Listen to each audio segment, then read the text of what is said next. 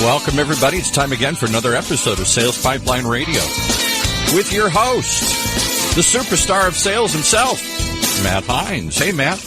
How we doing, Paul? Okay, I'm struggling for superlatives here. I'm reaching for new ones, and I thought, well, we haven't used that one yet. That's pretty obvious. We haven't used that one. I have done nothing to earn that one. I think what I'm excited about is we've got guests that regularly earn and reiterate that kind of status. We've had some amazing guests here at Sales Pipeline Radio. Thanks, everyone, for joining us to another great episode. We are having a ton of fun on this show. We are excited and humbled that you're all joining us each week. If you are new to the show, thank you for joining. You can check out some of our past episodes at salespipelineradio.com. You can find on-demand access to any of our past episodes with some great presenters, great speakers, great thought leaders in the world of B2B sales and marketing. Today, very, very excited to have a good friend of mine who's based up here in the Seattle area, Norm Behar, who is the co-author of the book, The High Impact Sales Manager, a no-nonsense practical guide to improve your team's sales performance. Norman, let's get right into it. Thanks so much for joining us today. Matt, thank you very much for having me on your show. Looking forward to speaking with you and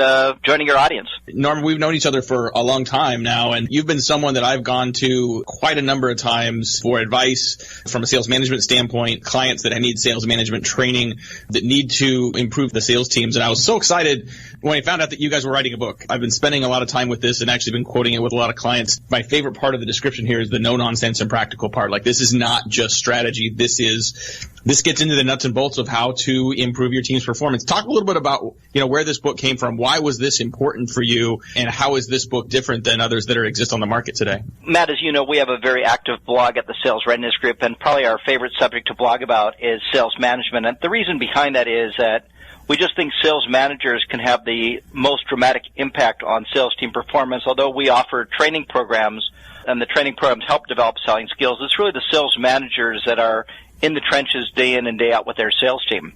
And all of our sales management blogs are really geared on providing very practical advice that drew on our sales training programs and our personal experience. I mean, myself and the other co-authors who are my business partners have been in sales and sales management for over 30 years. And some of the input we were getting was, you guys should really write a book. And we thought about it, and we looked at a lot of the management books, the sales management books that were on the market, and they were highly theoretical. And we said, we can put together something that's really practical, easy to use, pretty quick read, and allows managers to have an immediate impact in working with their sales team.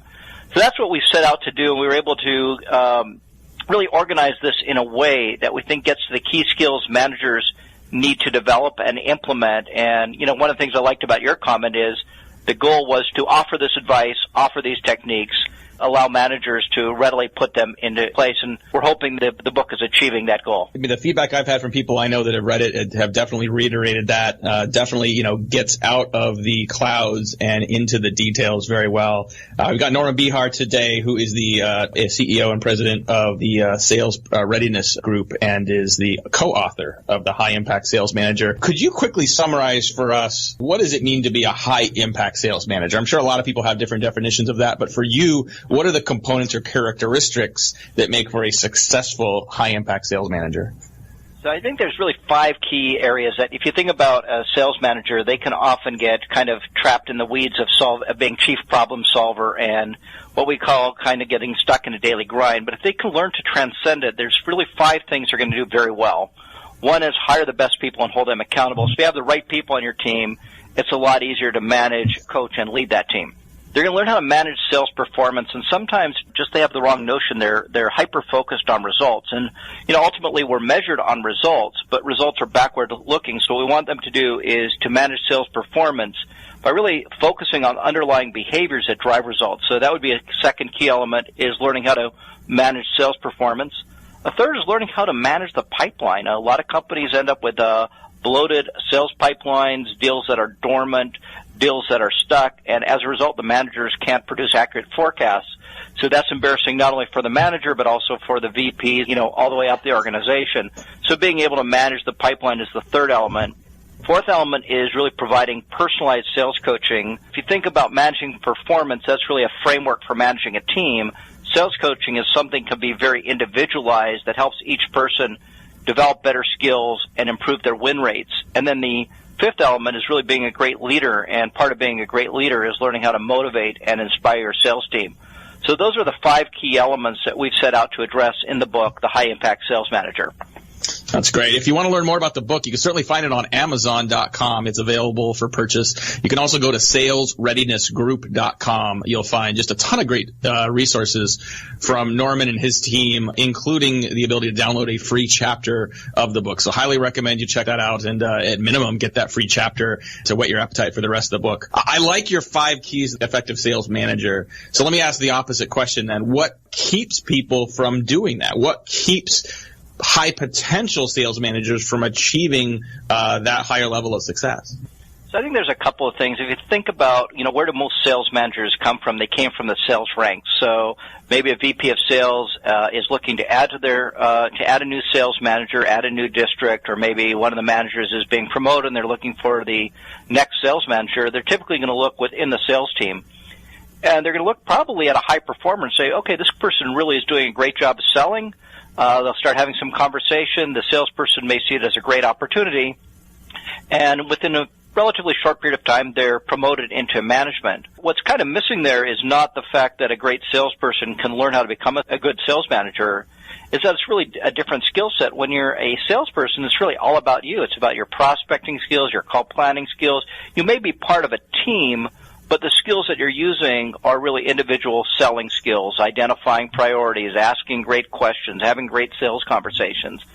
And as a manager, it's really about success through others. So I think that unless there is a mentoring or training program that really helps the salesperson, once they're promoted, understand the difference, they're likely to kind of fall back on what they know, which is selling, which typically leads to telling other salespeople, here's how I used to do it, not very effective, versus managing. When you think about what does a manager need to do, it's setting team goals, recruiting and selecting people, coaching the individuals, the things we just talked about, performance management, leadership and motivation.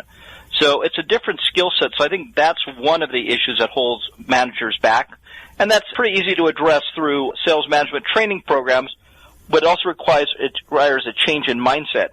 The other thing is, if you just think about managing a sales team, it's a pretty fast-paced environment. Salespeople are not always the easiest to manage. You've got also customer issues that come up. You have also meetings you need to attend. Managers can get stuck in a time trap where almost all their time is really responding to urgent requests. And typically the problem there is that they haven't really learned how to empower others and prioritize. And so actually the introduction to our book is called Transcending the Daily Grind, and really learning how to compartmentalize this so that you're not the chief problem solver and just putting out fire after fire every day, and then by the end of the week you're exhausted and it repeats the following Monday morning. But you're learning to understand, okay, if I empower people and really put this in perspective, how do I allow enough time to do the 5 things that I'm supposed to do that really allow me to be a very effective manager? We're talking with Norman Behar today on Sales Pipeline Radio. He's the co-author of the new book, The High Impact Sales Manager. And we've been talking a lot about the components of high impact sales managers, the things that keep them from doing that. Clearly, there's a blueprint for how to help sales managers become more successful that you outline in the book. Before we go to break, if you could quickly just answer the question, how do you get sales reps and sales managers to more proactively invest in their own growth and success? We can put them through training, we can teach them these things. How do we get them to be self-motivated to learn and hone these behaviors? I think that's really about a mindset and having a training and coaching culture. And unfortunately, a lot of organizations don't have that mindset. And I think what happens is, again, these are pretty fast-paced environments, and you get caught up in all the things you need to do to kind of respond to the daily needs of customers or prospective customers. And what we really want is to encourage a level of self-discovery both at the sales management and sales area. So one of the key skills for a manager is being a great coach, and a great coach can really help develop those attributes within the salesperson. We refer to in the book called the 3 A's framework, which is managers have a problem, Matt. In a lot of cases, they can't resist, as I was saying before, of going into tell mode. Here's how I used to do it. Here's what you should do. Here's what you need to do next. And that doesn't create really this motivation to learn and grow. Instead, what we really want them to focus on is these 3, what we call the 3 A's. To ask first. So really ask open-ended questions, much like they would a customer. Really find out what's going on with their salesperson, what does their salesperson want to achieve, and showing the level of interest in really understanding the salesperson's perspective. The other thing we want them to do is become great listeners. Unfortunately, many managers, again, because they want to go into tell mode, they don't necessarily practice active listening, which is not only just hearing what your sales reps are saying, but understanding, the body language. Are they just saying what they think you want them to say, or do they really have true meaning behind it? So kind of the same skills, again, you'd use if you were calling on a customer to understand their needs. And then assume the best of intentions, assume that salespeople really do want to improve. And those three things will create a level of receptivity where salespeople want to engage their managers and talk about career development and really focus on development as opposed to just kind of going through the motions on a daily basis. So I think you could apply that both at the management level and at the sales level to start creating a coaching and training culture where people really do want to grow and develop. How long does it take for the typical sales manager to sort of make this a habit? Is there a period of time that you recommend people really put a focus to make this a habit? Is this an ongoing process that people are always working on? Well, I think it's ongoing. I think that the nature of, and I've been in sales and sales management for 30 plus years, is that when you get busy, it's much easier to tell than to coach. And so I think it does have to be ongoing. That said, I think people can develop really good coaching skills probably in about 90 days. And then if they implement those over maybe the course of a year, they're going to become part of that cadence of management. So I think it takes about 90 days to develop the skills and then apply them for roughly a year. And when I say apply it, we kind of use a benchmark, how much time should a manager spend coaching? Probably 25 to 40% of their total time. And I think if they do that for probably 9 months following learning how to coach, they'll become pretty proficient and become part of their cadence of sales management. Awesome. We've got Norman Behar here today, who is the president of Sales Readiness Group and is the co-author of the fantastic new book, The High Impact Sales Manager. We'll be back after a couple commercials, a couple words from our sponsors. We're going to talk a little more about how to coach the coach, a little more about time management, marketing's impact on good sales management and sales coaching, and talk a little bit about what we've got coming up on Sales Pipeline Radio. Thanks very much. We'll be right back. The way we do business is advancing faster than ever before. Yet amongst the disruptions, there's one pillar that stays standing through it all: the power of a relationship. Relationships are at the core of everything. So how are today's organizations developing, nurturing, and leveraging them to drive success? Join Matt Hines and Sigster's VP of Marketing, Justin Keller, for the on-demand webinar, The State of Relationship Marketing, and learn how your team can bridge the gaps between relationships and revenue. Listen now at HeinsMarketing.com. That's HEINZ marketing.com. And now back to Matt and his guest. Awesome. Thanks very much. Well, and these half hours always go by so quickly. I know Norman did a great job earlier sort of enumerating the 5 keys to high-performance sales managers and some of the things that keep them from doing that. If you want to check those out again, you can certainly go to salespipelineradio.com. We will have a replay of Norman's comments here today. Up there in a couple days, we will also have a summary of some of his key points on our blog at HeinsMarketing.com. And you can check out a lot of our other former guests on Sales Pipeline Radio, as well as our upcoming guests. Next week on Sales Pipeline Radio, we're going to be featuring Martin Lindstrom, who is the author of the brand new book, Small Data. We talk so much in sales marketing about big data and the importance of having access to all the data and this deep level of data. What I love about Martin's new book is he talks about the importance of some of those subtle buying signals, some of the sort of these sometimes seemingly insignificant behavioral observations that can actually point towards trends or unmet customer needs. And so we're going to be talking a lot about buying signals, about not just big data, but the right data, the actionable data, fast data, and small data next week with Martin Lindstrom on Sales Pipeline Radio. But I want to keep talking a little bit today about effective sales management, and I want to go back to the idea of coaching, Norman. We got Norman Behar here today, who's the co-author of the book, High Impact Sales Manager. You talked about being a good coach. How do you coach the coach? What are some of the things that sales managers and other executives can do to help make their coaches more effective and help sort of, increase and reinforce the right behavior from those coaches? Well, I think you have to think about coaching in 2 buckets, Matt. There's what I would call opportunity coaching, or what's often referred to as deal coaching, and that's the coaching that you provide when you're doing let's say a weekly review of a salesperson's pipeline. You're sitting down with that salesperson. You're looking at which opportunities are progressing from stage to stage. Unfortunately, what opportunities might be stuck or dormant. Maybe a new competitor emerged.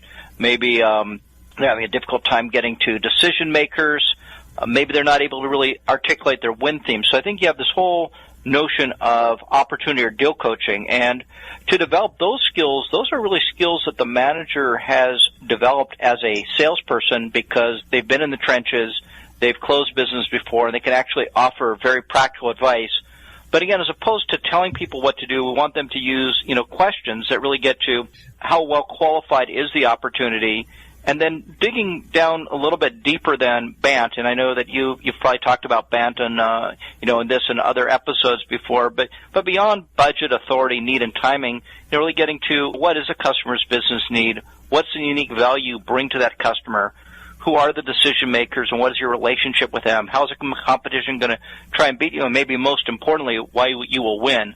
So those are some of the kind of questions that managers need to start asking salespeople as they look at specific opportunities. And the benefit of that is salespeople will start asking those questions themselves. And so you're really going to start empowering and doing a better job of creating better velocity in your pipeline and higher win rates. The more difficult skill to develop is really skills coaching. And skills coaching gets to how do you help your salespeople improve selling skills, whether that's call planning skills, and salespeople often, unfortunately, don't do enough call planning, and they really are not prepared with clear objectives when they call in customers, or they may not be fluent in how to manage objections or how to negotiate. And so helping salespeople develop skills really gets to learning how to assess their current level of proficiency and motivation, and then develop very targeting coaching plans. So one of the keys for the power of sales coaching and why it's the most powerful management action is that it is personalized. And so by taking the time to kind of do a intellectually honest co-assessment, both by the manager and the salesperson, of their skills inventory, and in our programs we use 8 key skill areas and 3 behavior statements in each. So we have these 24 quick assessment. You can develop very positive and focused coaching plans that are individualized for each salesperson. I think having the tools and the processes in place are really key to developing better coaches and better managers. You talked earlier about the percent of time coaches should be spending coaching. And I think I'd be hard-pressed to talk to any sales manager that doesn't want, 25, 40% of their time to be able to spend coaching. But I do find that most sales managers don't feel like they have that time. How much of that is related to the, how many things are on their plate? But how do you also help sales managers get better at time management? How do you help them carve out more time to be better at spending time doing the coaching? It's not that sales managers aren't busy. Most sales managers that I know are working far more than 40 hours per week. They're busy during the day. They often travel. They have to attend conferences. They have to prepare forecasts. They go to meetings. It's a difficult conversation, but what's really holding them back is they still are probably going way too much into reactive mode when it comes to business problems, and they have to learn to empower. So it is somewhat of a catch-22. I have to empower my people to be able to solve their own problems. To do that, I have to coach them, but I may not have the time for coaching. And I think initially it will take an increased investment of time beyond the time they're already putting in. But once they do that, it's going to have a very quick payback, because many of the things that the manager has been solving for their salespeople, the salespeople learn to solve themselves. And that, I think, just is a very conscientious method of guarding their time and making sure that they have allocated time. And that 25 to 40% doesn't necessarily need to be formal coaching. There are almost always coaching moments. So if you're working with someone on call planning, they're going on a call today, hey, Matt, I know you're going to be calling on XYZ Corporation later today. What are your call objectives? Just even a quick call-away conversation can be part of a coaching moment. Absolutely. So I think we're wrapping up here with Norman Behar, who is the co-author of The High Impact Sales Manager. Highly recommend everyone check this book out. You can find it on Amazon, but you can also get a free chapter if you go to salesreadinessgroup.com.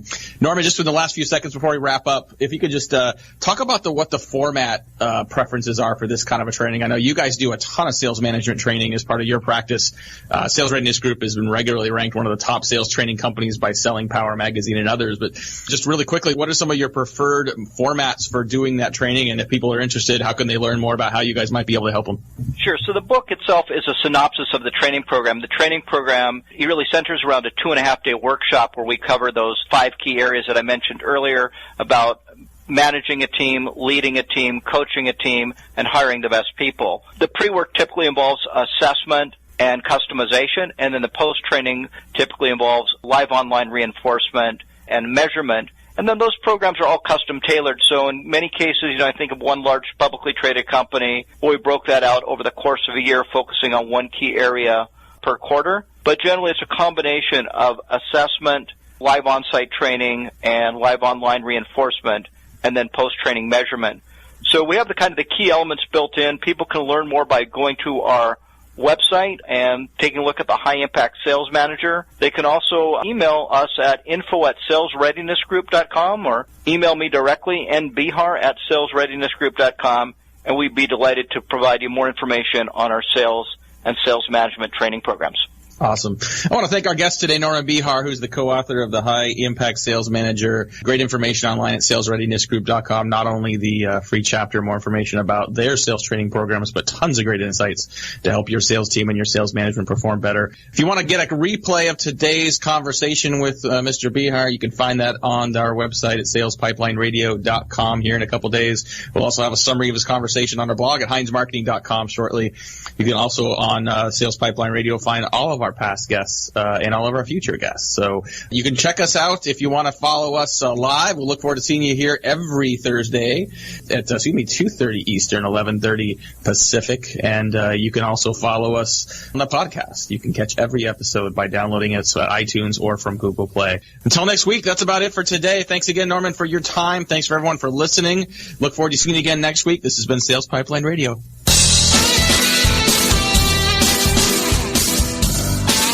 You've been surfing the pipeline, the sales pipeline, with Matt Hines from Hines Marketing.